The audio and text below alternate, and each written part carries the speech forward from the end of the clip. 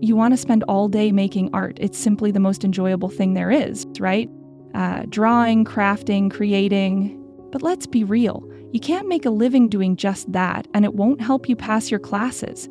Life demands so much of us, but compared to your true passion, everything else feels dull and uninspiring, right? Unfortunately, that's how life works. You have to meet certain obligations. I have to work to earn money and pay my bills. But if I had my way, I'd spend my days drawing and painting, creating beautiful things, especially pieces that bring me joy. Even if you figured out a way to turn your passion into a career, like selling your art, it wouldn't be as simple as it sounds. Imagine earning money by painting all week. It sounds amazing, doesn't it? But here's the catch. Selling art these days requires more than just talent with a brush. You'd need to understand social media, master storytelling, learn marketing strategies, build a website, and post consistently online. It's an entirely different skill set, completely unrelated to paint and canvases. Plus, it's an incredibly competitive field because everyone dreams of living that life. To stand out on social media, you also need to be consistent in your brand story. People want to know who you are and what kind of art you create. For beginners, this means sticking to one style or theme. You can't post graffiti one day and pottery the next. Followers expect a cohesive story. Sure, your mom might follow you no matter what, but everyone else follows because they get something from you: entertainment, inspiration, or knowledge. If you can't deliver, they'll move on to someone else. The reality is this: you might think you can spend your whole week doing whatever you want, but in truth, most of your time will go to promoting your work. And the art you create will often be dictated by what sells, not necessarily what inspires you at the moment. That's why you can't believe everything you see online. People curate their content to appeal to what they think you'll like, adapting themselves to fit that image. But let's not get too discouraged. There are certainly people who genuinely love everything they do in a week. That's amazing. Personally, I'm content with my job and the fact that I can make art on the side. Of course, there are parts of my life I don't enjoy, but that's just how it is. Maybe you're in a similar situation. You need to finish school or work a dull job to make ends meet. Before you can turn your art into a career, you'll need to invest a lot of time into it, and during that time, you likely can't afford to earn nothing. Still, instead of focusing on what's not possible, let's look at what is. Let's make the best of the situation. Sometimes life doesn't give you options, but you can change your attitude. Taking small steps toward aligning your life with your dreams can make all the difference. I believe life flows more smoothly when you focus on the things you love while tackling the less enjoyable tasks, as a means to support those joys. That's why having a goal is so important. If I work hard on my studies, I can carve out time for drawing. If you let negativity over the boring parts of life consume you, it only ruins the precious time you could spend doing what you love. Negativity saps your energy, leaving you too drained to enjoy your passions. Instead, you'll end up scrolling aimlessly through your phone, watching videos like this one, and never getting around to the things that truly bring you joy. Sounds stupid, right? So grab a pen and paper and write down your life goals. What truly makes you happy? What are you working toward? A positive mindset can take you so far. Once you've done that, I'll show you how to find motivation for the tasks in life you don't enjoy. You'd rather spend all day drawing, painting, crafting, or exploring countless hobbies. But the reality is, you probably have school or work to manage. You could get frustrated and angry about it, but that won't help. So, what if you could find a way to tackle those things you don't feel motivated to do? Maybe you start off enthusiastic, but quickly get distracted, doodling in your homework notebook instead. The first step is understanding how motivation works. Psychologists define motivation as the drive or urge to start and keep doing something. In other words, it's the energy that pushes you to act. Knowing where this energy comes from is important for figuring out how to keep it going. There are two main types of motivation: intrinsic and extrinsic. Intrinsic motivation is when you do something just because you enjoy it or find it meaningful. For example, you might play video games because you like them, not because you're trying to win money or a prize. If you do something because it feels good or interesting, that's intrinsic motivation. Extrinsic motivation is when you do something because of a reward or outcome. For instance, most people don't enjoy going to the dentist, but they do it because they want healthy teeth. Other examples of extrinsic motivation include working for a paycheck, studying to get good grades, or exercising to lose weight. Extrinsic rewards like money or prizes might seem very motivating, but their effect can wear off quickly.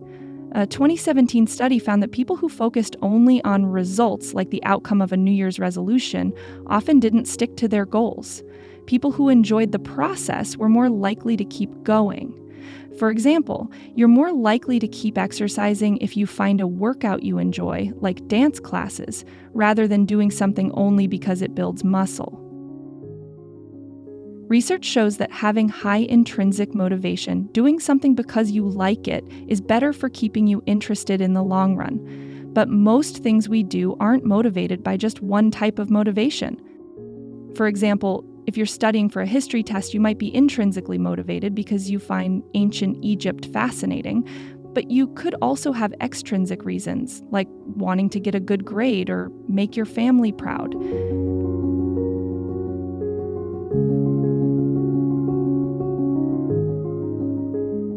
While motivation can be complex and unpredictable, there are strategies you can use to stay productive even when motivation is low. Here are some practical tips. 1. Focus on building habits. Instead of waiting for motivation to come, try creating habits. Habits are actions you do automatically, without needing to think about them. For instance, brushing your teeth every morning is a habit. You don't need motivation for it because it's simply part of your routine. Building habits around your goals, like studying for 10 minutes every day or writing one page of your paper each evening, can help you stay on track without relying on bursts of motivation. The 5-minute rule is a powerful way to get started on something you're avoiding. Commit to working on your task for just 5 minutes. Often getting started is the hardest part, and once you're in it, you'll find it easier to keep going. 3. Break tasks into smaller steps. Large tasks can feel overwhelming, especially when you're not motivated. Breaking them down into smaller, manageable steps can make them feel less intimidating. If you need to write a 10-page paper, start with outlining the introduction, then move to the first paragraph. Completing these smaller steps gives you a sense of accomplishment, which can build momentum. 4. Add enjoyable elements to the task. If a task feels boring, try adding something enjoyable to it. Listen to music or a podcast while you work, or set up a cozy space to make it more pleasant. 5. Reward yourself along the way. Reward yourself when you reach small milestones. This doesn't have to be a big reward. It could be a 5-minute break, a snack, or a quick walk outside. Rewards can give you a small boost of motivation to push through. If you finish one section of your paper, reward yourself with a few minutes of drawing on your favorite project. 6. Find an accountability partner. Sharing your goals with someone else can help keep you accountable. Find a friend, family member, or coworker who can check in with you or work alongside you. For example, if you're trying to study for a test, studying with a friend on a specific time can make it easier to stick to your plan. Visualize your future success. Take a few moments to imagine what it would feel like to complete your goal. Picture yourself handing in that paper, feeling proud of your portfolio, or reaching your fitness goals.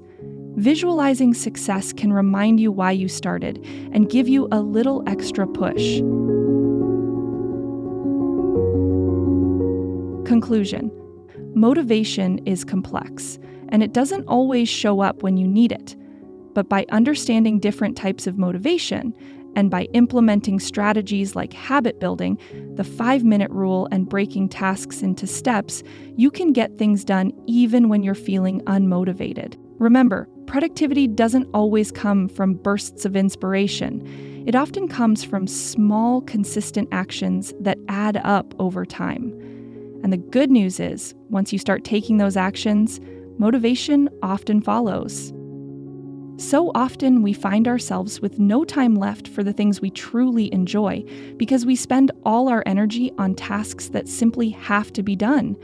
It's such a shame because the things that energize us, rather than drain us, are exactly what we need to keep moving forward. These two types of activities are interconnected.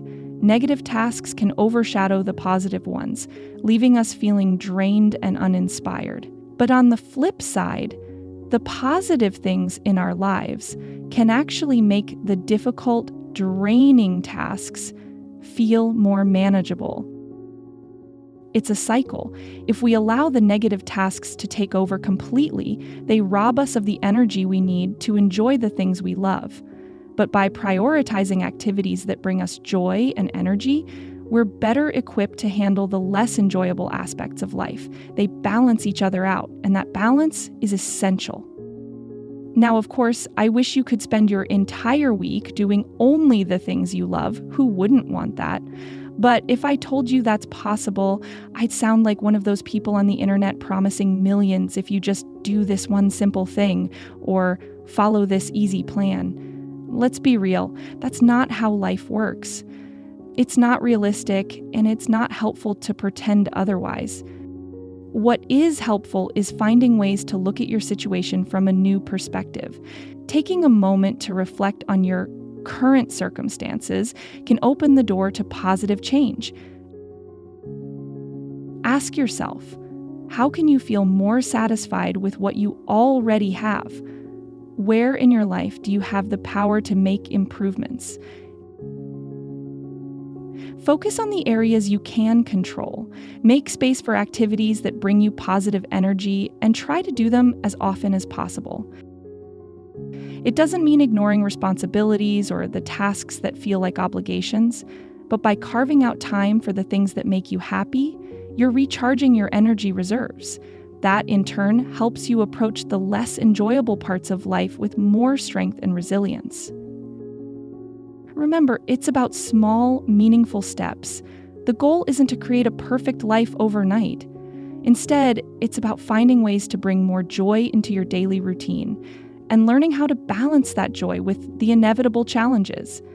Over time, these small changes can lead to a much greater sense of happiness and fulfillment. Ultimately, life isn't about eliminating all the things you don't enjoy. That's not realistic. But by improving what you can and intentionally doing more of what energizes you, you'll find that even the difficult tasks feel more manageable. And that's what will help you move forward with a sense of balance and positivity. So, take a moment to think about your life. What changes can you make? What brings you energy and joy? Focus on those things, and you'll start to feel the difference.